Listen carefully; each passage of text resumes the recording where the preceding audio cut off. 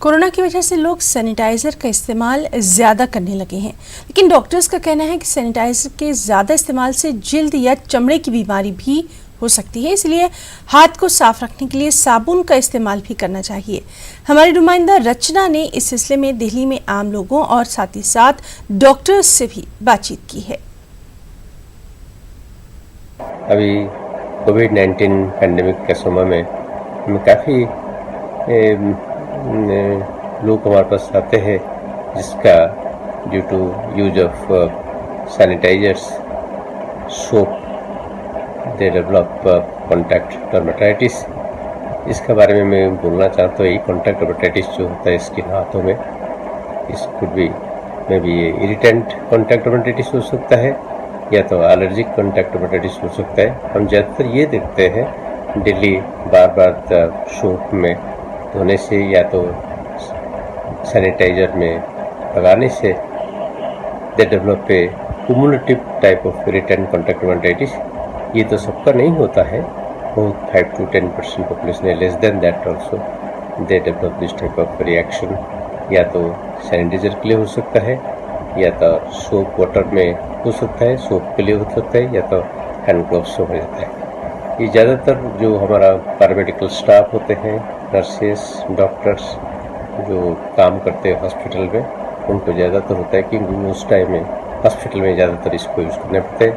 मगर ये कोविड-19 epidemic time, pandemic time में आज आपको हैंड सैनिटाइजर के बारे में कुछ ज़रूरी इंफॉर्मेशन दे रहा हूँ। कोविड के दौरान हम सारे लोग एक अल्कोहल बेस्ड हैंड सैनिटाइजर बहुत ज़्यादा इस्तेमाल कर रहे हैं, जिसकी वजह से बच्चे, औरतें, बूढ़े और इवन नॉर्मल लोगों के हाथों पे बहुत ज़्यादा रैशेस पड़ रहे हैं। ये रैशेस का कारण ये है कि अल्कोहल 70% से अगर ऊपर होगा तो वो स्किन को जलाएगा और स्किन को इरिटेट करेगा। स्किन की इरिटेशन होने की वजह से स्किन के ऊपर रैशेस पड़ेंगे, खून निकल सकता है, जलन हो सकती है, खुजली हो सकती है और पेशेंट बहुत दुखी रह सकता है। तो इसलिए मैं अपने पेशेंट्स को बताता हूँ कि ऐसे वाले हार्श सैनिटाइजर्स का इस्तेमाल कम से कम करें। जो सैनिटाइजर हो उसमें 70% अल्कोहल तो हो, लेकिन उसके अंदर एलोवेरा या कोई और सूदिंग एजेंट भी होना चाहिए। पेशेंट्स को मैं ज़्यादा से ज़्यादा बोल रहा हूँ कि अच्छा सा मॉइस्चराइजिंग लोशन अपने हाथों पे जितनी बार लगाना लगाइए।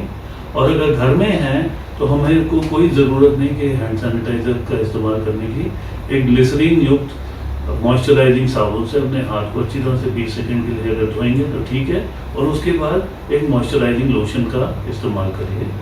अगर ये वाली सिचुएशन और ख़राब हो जाती है तो मैं स्टीरॉयड एंटीबायोटिक क्रीम का इस्तेमाल करने को कहूँगा लिमिटेड अमाउंट ऑफ टाइम के लिए, और साथ में एक खारिश को कम करने के लिए एंटीहिस्टामिन की गोली का इस्तेमाल। लेकिन ये सारा डॉक्टर की देखरेख के अंदर ही होना चाहिए। घर में तो हम सोप से कर लेते हैं और बाहर मार्केट वगैरह कहीं जाते हैं तो सैनिटाइज यूज़ करते हैं, सैनिटाइज़र। हाँ जी, ज़्यादा सैनिटाइज़र यूज़ करने से हाथों में थोड़ा जलन मचती है, थोड़ा रफ से हो जाते हैं। घर में सोप से कर लेते हैं और बाहर सैनिटाइज कर लेते हैं।